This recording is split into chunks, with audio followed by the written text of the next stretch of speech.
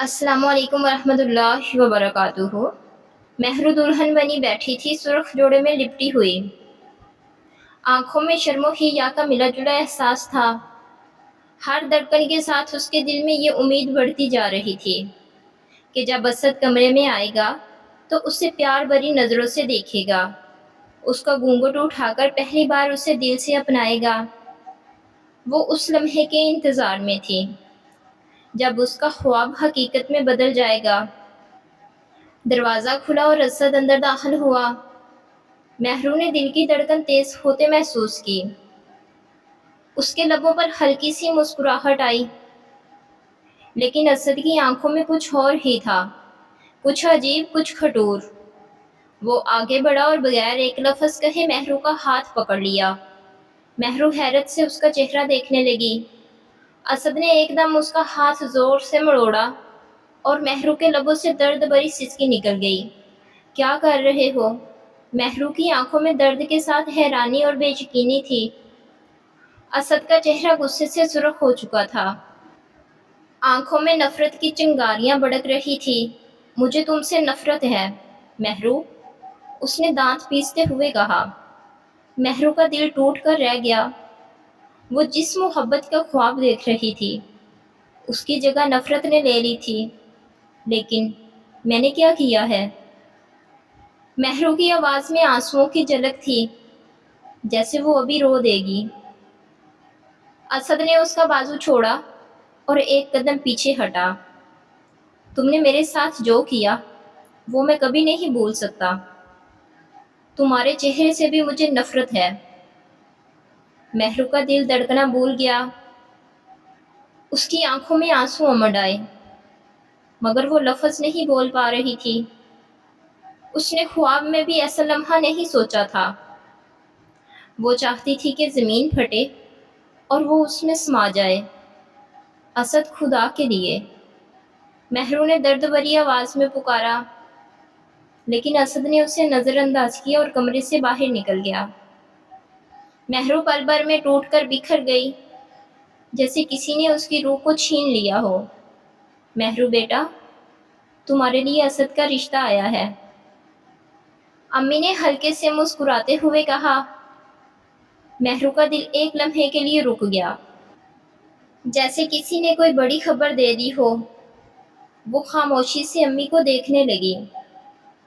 दिल में हजारों सवालात उमड़ आए, लेकिन वो हमेशा से माँ की बातों का एहतराम करती थी।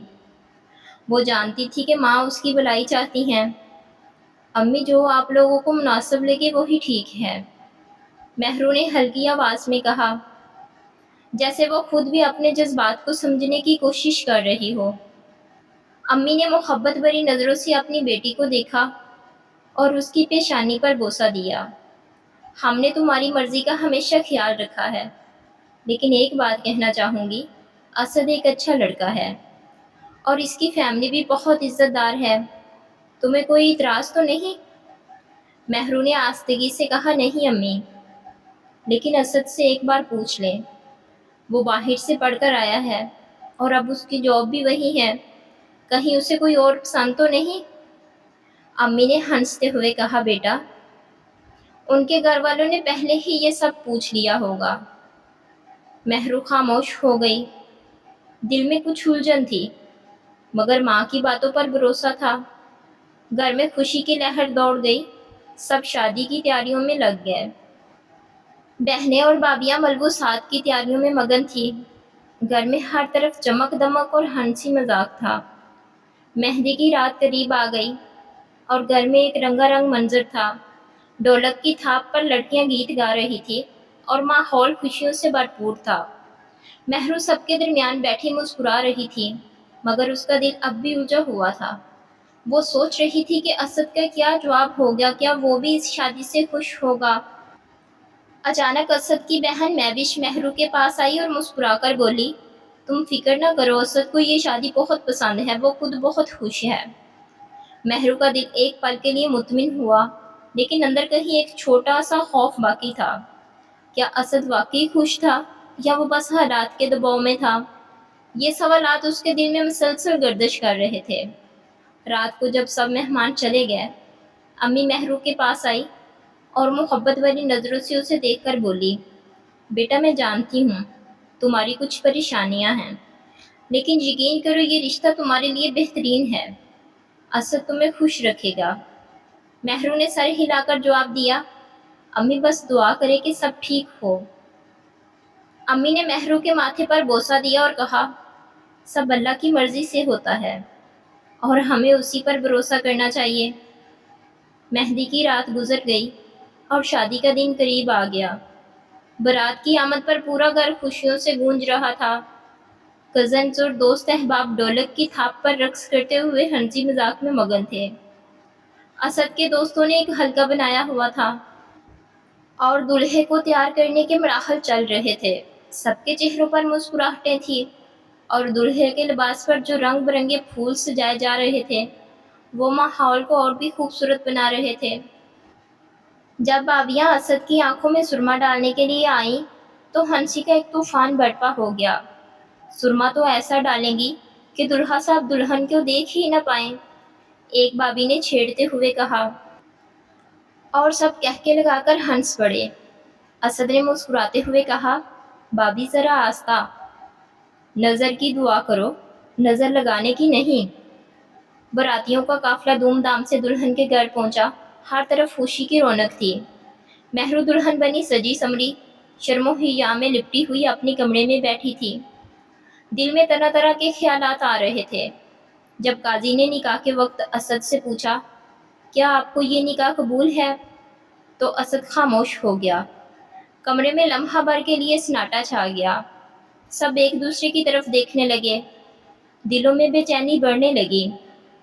کچھ دیر کے بعد اسد نے گہری سانس لی اور آہستہ سے کہا، قبول ہے۔ دلہن کے گھر والوں نے سکھ کا سانس لیا اور ہلکی سی مسکراہٹیں دوبارہ چہروں پر لوٹ آئی۔ اب دودھ پلائی کی رسم شروع ہونے والی تھی۔ بابیاں اور کزنز نے کمرے میں ہنگامہ کھڑا کر دیا۔ دلہا میاں دودھ پیے بغیر دلہن کو کیسے لے جائیں گے؟ ایک کزن نے شرارت سے کہا۔ اسد نے غصے سے کہا، بس کرو، یہ فضول کی رسمیں نہ کرو۔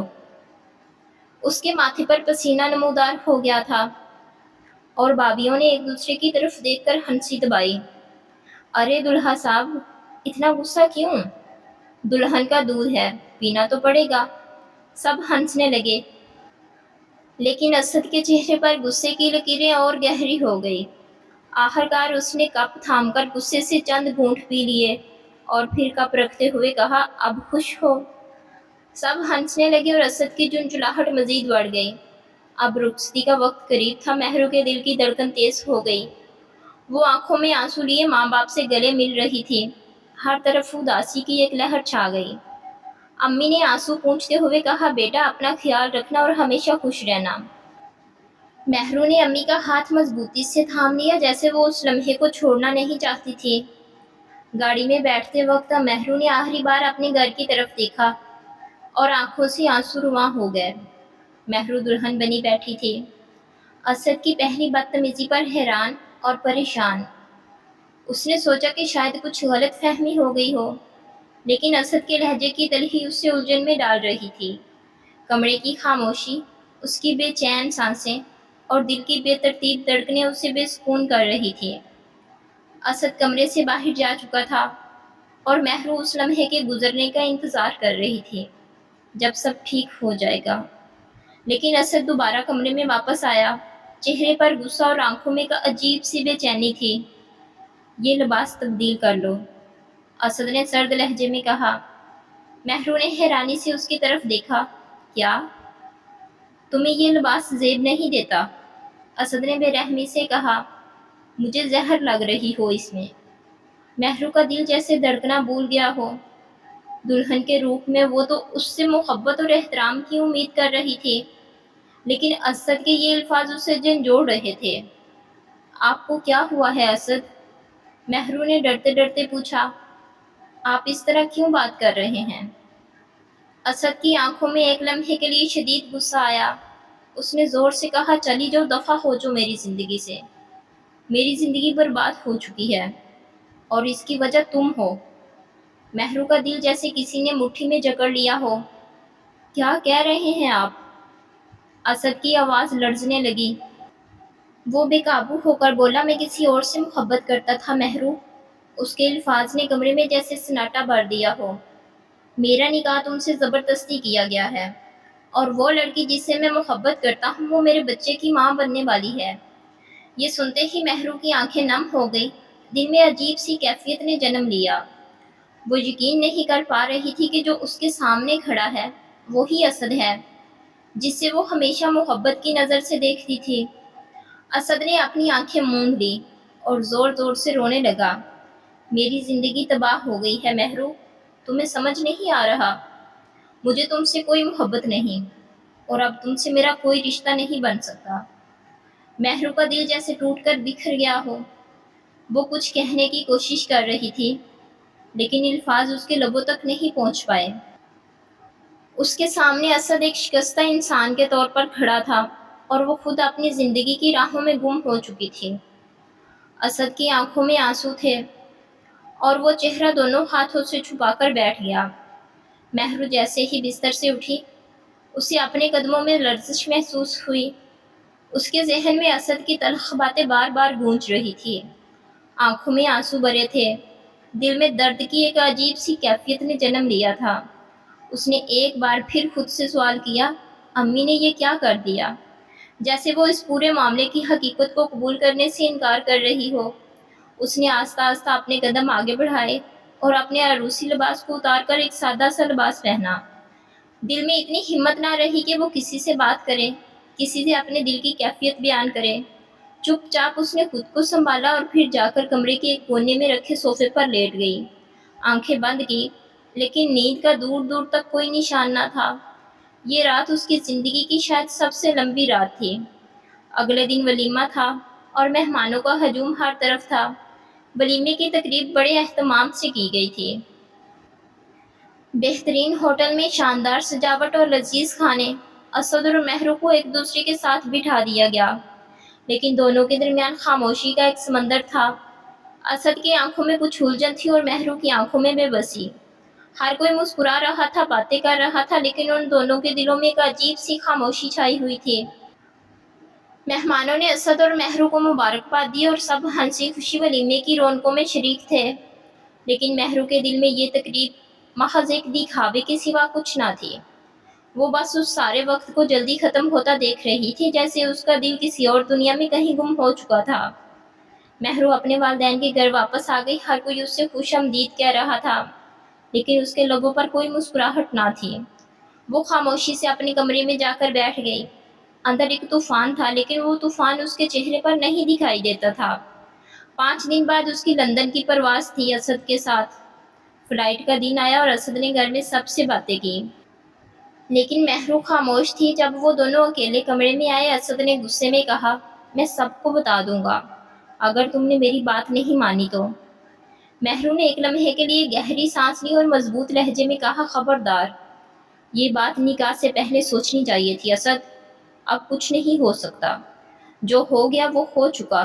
تم مجھے لندن لے جا رہے ہو، اب کوئی بات نہیں ہوگی۔ اسد کی آنکھوں میں حیرت تھی۔ وہ مہرو کی اس مضبوطی کی توقع نہیں کر رہا تھا۔ میری فیملی سب کچھ جانتی تھی۔ مہرو نے تلخی سے کہا، تمہاری فیملی کیا جانتی تھی؟ مجھے کوئی فرق نہیں پڑتا، اب میں تمہاری بیوی ہوں، اور یہ رشتہ تمہیں نبھانا پڑے گا۔ اسد نے کوئی جواب نہ دیا، بس خاموشی سے کمرے سے باہر نکل گیا۔ مہرو کے دل میں ایک عجیب سا سکون تھا، جیسے وہ جان گئی ہو کہ اب اسے خود اپنی جنگ لڑنی ہوگی، اور اس جنگ میں وہ ہارنے والی نہیں تھی۔ مہرو نے اپنے عزیزوں سے دعائیں لے کر خاموشی سے لندن کا سفر شروع کیا۔ لندن پہنچنے پر اسد اسے اپنے گھر لے گیا۔ جیسے ہی وہ گھر کے اندر داخل ہوئی، اس نے دیکھا کہ ایک اور خوبصورت انگریز لڑکی بیٹھے ہوئے تھی، جس کا چہرہ مسکراہٹ سے دمک رہا تھا۔ وہ حاملہ تھی اور بہت معصوم اور پیاری دکھائی دے رہی تھی۔ مہرو نے اسے حیرت سے دیکھا اور پھر خاموشی سے ایک طرف بیٹھ گئی۔ انگریز لڑکی نے دوستانہ انداز میں مہرو سے کچھ باتیں کی، لیکن مہرو کے دل میں کئی سوالات گردش کر رہے تھے۔ وہ خود کو سنبھالنے کی کوشش کر رہی تھی۔ پھر اچانک مہرو نے اپنا بیگ کھولا اور کچھ کاغذات نکالے۔ وہ کاغذات اسد کے سامنے رکھ کر بولی، میں نے ان پر دستخط کر دیے ہیں، تم بھی کر دو۔ اور اس کا خیال رکھنا۔ اگر تم نے نکاح سے پہلے یہ بات بتائی ہوتی تو آج میری زندگی برباد نہ ہوتی۔ اسد نے حیرت سے پوچھا، یہ کس چیز کے کاغذات ہیں؟ مہرو نے دھیمے لہجے میں جواب دیا، طلاق کے کاغذات۔ اسد کچھ لمحوں تک خاموش رہا، لیکن پھر اس نے بغیر کسی بحث کے ان پر دستخط کر دیے۔ مہرو کی آنکھوں میں ایک عجیب سی خاموشی تھی، جیسے وہ سب کچھ پہلے ہی سمجھ چکی ہو۔ اسد کے دستخط کرنے کے بعد مہرو نے آہستہ سے کہا، میں کچھ دن یہاں رہوں گی، پھر چلی جاؤں گی۔ کمرے میں خاموشی چھا گئی اور ہر کوئی اپنے مستقبل کے فیصلوں میں کھو گیا تھا۔ مہرو کو لندن کی ایک معروف یونیورسٹی سے اسکالرشپ ملی تھی اور اس کا داخلہ بھی ہو گیا تھا۔ اس لمحے کو اس نے اپنی زندگی کا سب سے بڑا موقع سمجھا۔ جب اس نے لندن جانے کا فیصلہ کیا تو دل میں ایک نئی امید اور حوصلہ تھا۔ وہ اپنی زندگی کو ایک نئی راہ پر لے جانے کے لیے تیار تھی۔ لندن پہنچ کر اس نے اپنی تعلیم کو جاری رکھا، لیکن اس بار اس کی ذمہ داریوں کا بوجھ پہلے سے کہیں زیادہ تھا۔ ابتدائی دنوں میں اس کے پاس اسکالرشپ کی مدد تھی، لیکن جلد ہی اسے اپنے اخراجات خود اٹھانے پڑے۔